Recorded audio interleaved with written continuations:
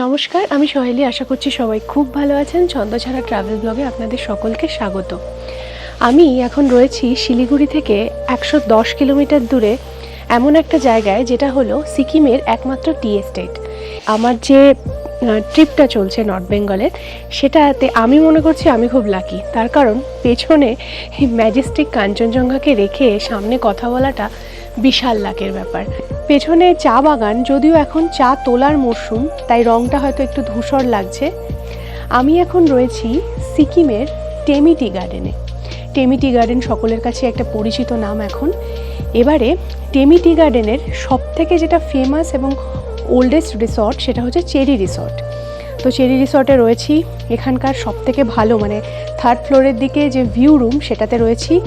তো এই চেরি রিসর্টের সমস্ত রিভিউ এবং টেমি টি গার্ডেন জায়গাটা আদতে কেমন, সেটা দেখার জন্য আমার এই ব্লগটা পুরোটা দেখুন। আশা করছি ভালো লাগবে। তাহলে চলুন শুরু করে দিই আজকের ভিডিও।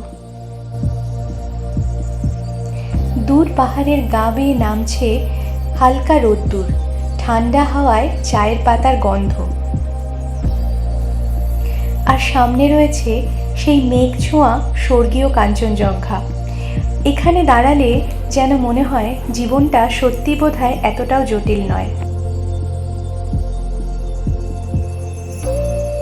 এটা সত্যি একটা স্বর্গীয় অনুভূতি, আর সেই অনুভূতির গল্প বলতেই আজকে চলে এলাম।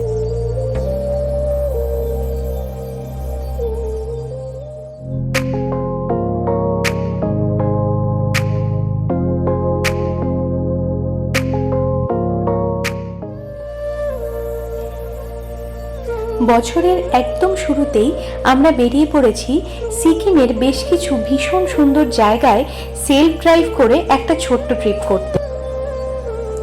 বর্তমানে আমরা চলেছি নামচি থেকে টেমি টি গার্ডেনের পথে। মাত্র 20 কিলোমিটার ডিস্টেন্স, তাই সময় লাগে 30 থেকে 40 মিনিট। এই সিকিম সিরিজের আরও দুটো ভিডিও আমার চ্যানেলে রয়েছে, নামচি আর তারে ভিড়ের ওপরে। যদি আপনারা চান সেটাও কিন্তু গিয়ে দেখে নিতে পারেন। 1969-এ তৎকালীন সিকিমের চোগিয়াল বংশের রাজা বাণিজ্যিক উদ্দেশ্যে এই চা বাগানটি প্রতিষ্ঠা করেন। বর্তমানে টেমি টি গার্ডেন সম্পূর্ণভাবে অর্গানিক চাষের জন্য কিন্তু পরিচিত। এখানকার চা আমি শুনলাম যে বিশেষ করে নাকি জার্মানি এবং জাপানেও রপ্তানি করা হয়। ইদানিংকালে টেমি টি গার্ডেনে অনেক কটা রিসর্ট এবং হোমস্টে টাইপের অ্যাকোমোডেশন কিন্তু হয়েছে। কিন্তু আপনারা যদি এখানে থাকতেই চান, তাহলে এই চেরি রিসর্টের মতন ভালো লোকেশন আর এত সুন্দর ভিউ, এটা কিন্তু অন্য কোনো রিসর্টে আপনারা পাবেন না। এবং সেই জন্যই এই টেমি টি গার্ডেনে চেরি রিসর্টে আমার এটা সেকেন্ড টাইম ভিজিট।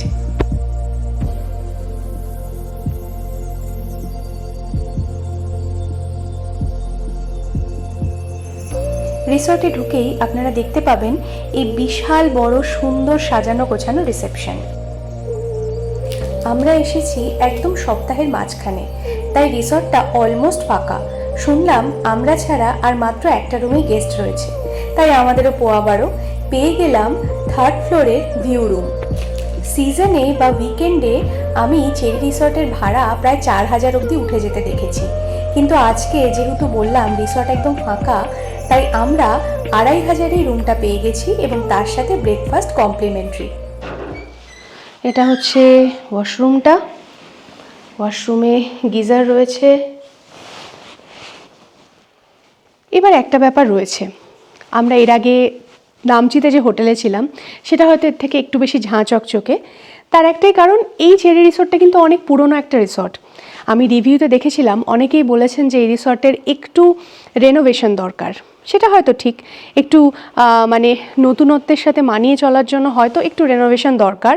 বাট সত্যি বলছি, এইরকম একটা ব্যালকানিতে বসে আমি অন্তত সকাল থেকে রাত চারিদিকে তাকিয়ে, পাহাড়ের দিকে তাকিয়ে অথবা কাঞ্চনজঙ্ঘার দিকে তাকিয়ে বা চা বাগানের সৌন্দর্য দেখতে দেখতে কাটিয়ে দিতে পারি। চেরি রিসর্ট থেকে মাত্র 1 কিলোমিটার উপরে উঠে গেলেই রয়েছে এইরকম একটা সুন্দর হ্যাপেনিং জায়গা, যেখানে বেশ কিছু ছোট ছোট সাজানো গোছানো ক্যাফে বা রেস্টুরেন্ট রয়েছে। দেখলাম একটা ছোট্ট রেস্টুরেন্টে বেশ ভালো রকম ভিড়, প্রচুর মানুষজন খাওয়া দাওয়া করছেন।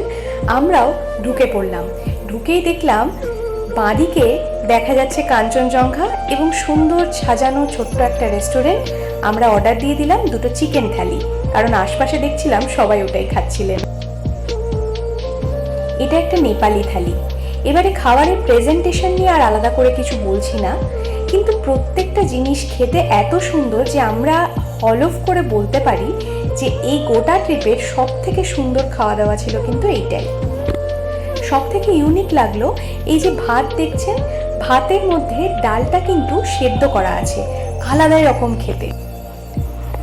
আর এই চেরি রিসর্টের লোকেশনটা এতটাই সুন্দর যে আপনারা যদি রাবাংলা বা নামচি থেকে গ্যাংটকের দিকে যান তাহলে কিন্তু এটা একদম রাস্তার ওপরেই পড়বে। আর আপনারা যদি বাই রোড শিলিগুড়ি থেকে এই টেমিটি গার্ডেন আসেন, গাড়িতে ভাড়া পড়ে 3.5 থেকে 4.5 হাজার টাকার মধ্যে, আর সময় লাগে 4 থেকে 4.5 ঘন্টা। ভাত খেয়েই আমরা চললাম টেমি টি গার্ডেনে যে ফ্যাক্টরি আছে সেটা দেখতে। আমাদের রিসর্ট থেকে একটুখানি নিচে নেমেই রয়েছে এই জায়গাটা। মেন রোডের পাশেই সেই আই লাভ টেমি লেখা জায়গাটা রয়েছে, এবং আপনারা এখানে চাইলে ছবি টবি তুলতে পারেন। আশপাশে রয়েছে বেশ কিছু চায়ের দোকান, এখানে মানুষজন দাঁড়াচ্ছেন, এখানে চাটা খাচ্ছেন, চা কিনছেন। কিন্তু এর আগে এখানে কোনো টিকিট সিস্টেম ছিল না। কিন্তু দেখুন এই যে চা বাগানের মধ্যে থেকে আপনাদের ঢুকে যদি যেতে হয় এবং ওই আই লাভ টেমির সাথে যদি ছবি তুলতে হয় তাহলে কিন্তু এখন একটা টিকিট সিস্টেম হয়েছে। তো যাই হোক, আমি আগেও ছবি তুলেছি আর আমার এরকম আলাদা কোনো ছবি তোলার ইচ্ছেও নেই, তো আমি আর ভেতরে গেলাম না। আর এটা হয়েছে এখানকার ফ্যাক্টরি।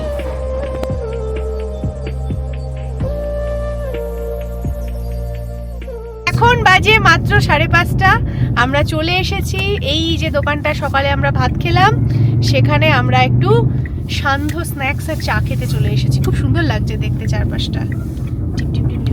সকালের এই জায়গাটার যে পরিবেশটা ছিল আর এখন একদম আলাদা।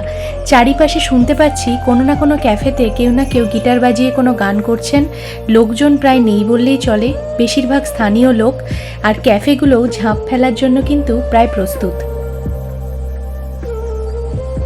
এতটাই ঠান্ডা যে একটা দোকানের সামনে আগুন জ্বালানো আছে দেখে আমি আর লোভ সামলাতে পারলাম না, গিয়ে পাশটায় বসে পড়লাম। তারপরেই শুনলাম ভেতর থেকে কিছু মানুষজন গান বাজনা করছেন। আর আমার এইসব জিনিসে সত্যি কথা বলতে জয়েন করতে একটুও লাজ লজ্জা লাগে না। চলে গেলাম এবং সত্যি কথা বলতে ওনারা এত সুন্দরভাবে আমাদের ওয়েলকাম করলেন, তাই কখন গানে গল্পে সময়টা পুরো কেটে গেল বুঝতেই পারলাম না। আসার পথে রাস্তা থেকে এইরকম একটা দৃশ্য চোখে পড়লো। খানিকক্ষণের জন্য দাঁড়িয়ে গেলাম, ফিরে এসেই তাড়াতাড়ি করে ডিনার কমপ্লিট করে নিলাম। নিয়েছিলাম egg chicken fried rice and chicken 65। সময় এখন সকাল 5:50। ঘুমিয়েই ছিলাম, কিন্তু হঠাৎ করে উঠেই দেখলাম কাঞ্চনজঙ্ঘা দেখা যাচ্ছে। মানে ভোরবেলার এইরকম কাঞ্চনজঙ্ঘা একদম ক্লিয়ার, সেই ঠান্ডাও আমাদের আর সেই জন্য দমাতে পারলো না। আমরা চলে এসেছি মানে টেমি টি গার্ডেনে যে চেরি রিসর্ট আছে তার ছাদে, এবং সেখান থেকে একটা এই রকম সুন্দর কাঞ্চনজঙ্ঘা, তার সাথে এদিকটা পুরো লাল হয়ে উঠেছে, সূর্যোদয় হবে।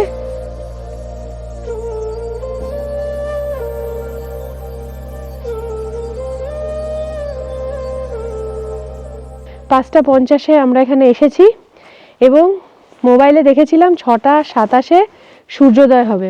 তো কনস্ট্যান্টলি সেই সময়টা ছিলাম, এবং বলে না সবুরে মেওয়া ফলে, ওই যে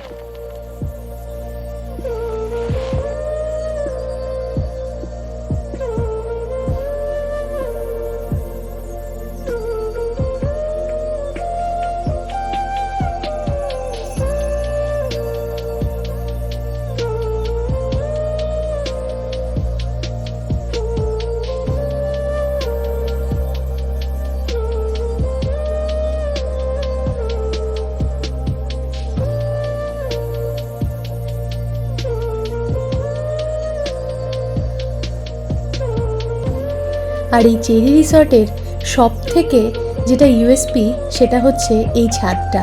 বিশাল বড় একটা ছাদ, যেখান থেকে শুধু কাঞ্চনজঙ্ঘাই নয়, চারপাশে সারি সারি পাহাড়ের দেখা মিলবে।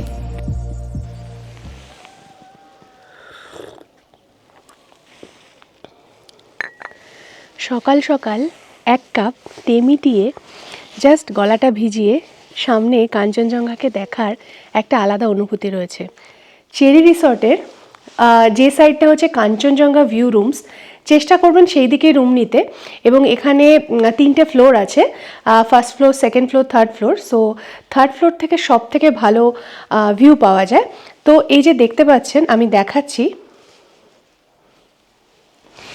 এখানে বসে বসে এখানে শুয়ে শুয়ে, ক্ষমা করবেন বিছানাটা একটু অগোছালো আছে, জাস্ট ঘুম থেকে উঠলাম।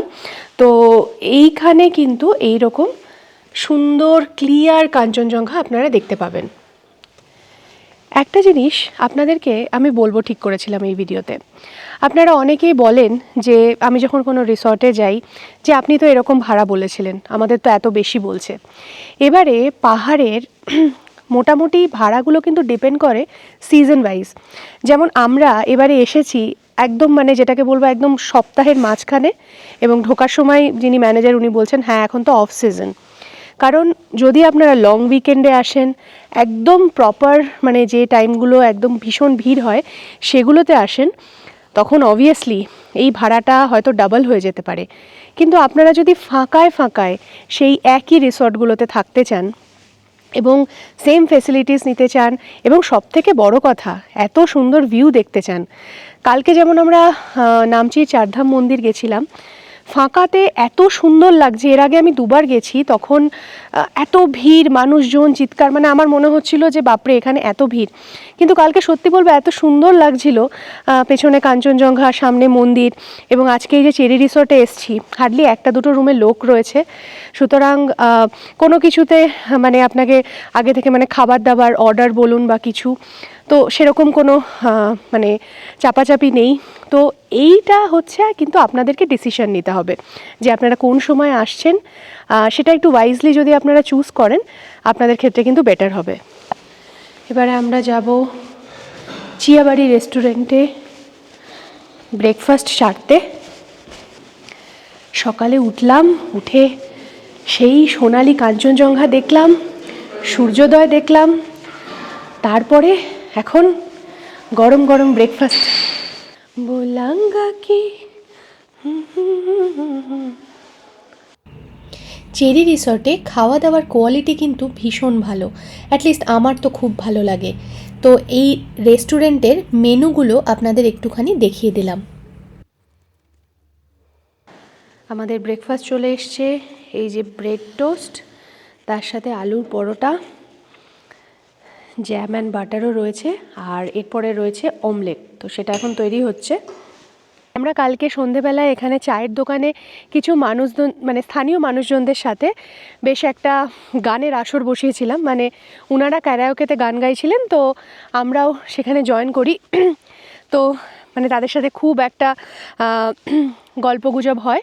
তো এই চেরি রিসর্টের ঠিক পাশেই আমি দেখাচ্ছি, এই যে এখানে চেরি রিসর্ট আছে, এই যে চা বাগানটার পাশেই এখানে একটা গ্রাম রয়েছে।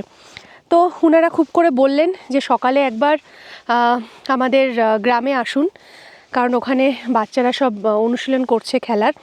তো ওই জন্য গ্রামে যাচ্ছি এখন একটু ঘুরতে। আমরা গ্রামটাতে এসেছি, সুন্দর একটা খেলার মাঠ। পাহাড়ে দেখবেন অনেক দুর্গম দুর্গম জায়গায় ফুটবল খেলার মানুষের কত উৎসাহ এবং উদ্যম। মানে অনেক দুর্গম দুর্গম জায়গায় গিয়ে আমি দেখেছি যে এইটুকু ছোট একটা জায়গা আছে, সেটাকেই গ্রাউন্ড বানিয়ে লোকজন ফুটবল খেলছেন, বাচ্চারা বিশেষ করে। তো এখানে একটা বিশাল বড় মাঠ রয়েছে।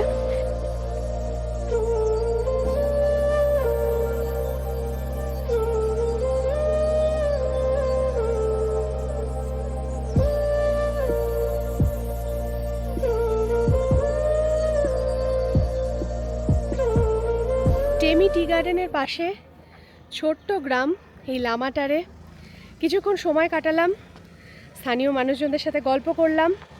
এখানে নাকি 2018-19 প্রায় 1 ফিট মতো বরফ পড়েছিল। মানে সেটা তো আমার খুব অবাক লাগলো, তার কারণ এই জায়গাটা হাইট খুব একটা নয়, তবে যেহেতু খুব ফাঁকা ফাঁকা সেই জন্য ঠান্ডা ভালোই রয়েছে।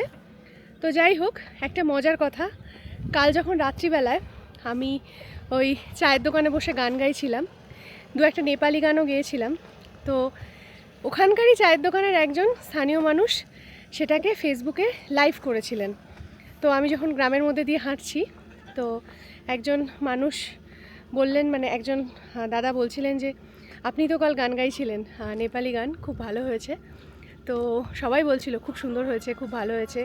তো শুনতে খুব ভাল লেগেছে, সত্যি বলছি, কারণ আমার কাছে জীবনে প্রাপ্তি বলুন বা অ্যাচিভমেন্ট বলুন, এই ছোট ছোট জিনিসগুলোই। তাহলে কেমন লাগলো আমার আজকের এই ভিডিওটা? আশা করছি ভালো লেগেছে। যদি আমার এই ভিডিওটা আপনাদের ভালো লেগে থাকে তাহলে আমার চ্যানেল ছন্দছাড়াকে ইউটিউবে সাবস্ক্রাইব করে দেবেন। ফেসবুক, ইনস্টাগ্রামেও ছন্দছাড়া পেজ রয়েছে, ইচ্ছা হলে ফলো করে দিতে পারেন, খুব খুশি হব। আর আপনাদের যদি এখানকার রিলেটেড কোনো কোয়েশ্চেন থাকে, কোনো কোয়েরি থাকে, কোনো অভিজ্ঞতা থাকে, সবটাই জানাতে পারেন। আপনাদের সাথে ইন্টারঅ্যাক্ট করতে আমার খুব ভালো লাগে। সকলে খুব ভালো থাকুন, অনেক অনেক বেড়াতে থাকুন, আর দেখা হচ্ছে আমার নেক্সট ভিডিওতে। নমস্কার।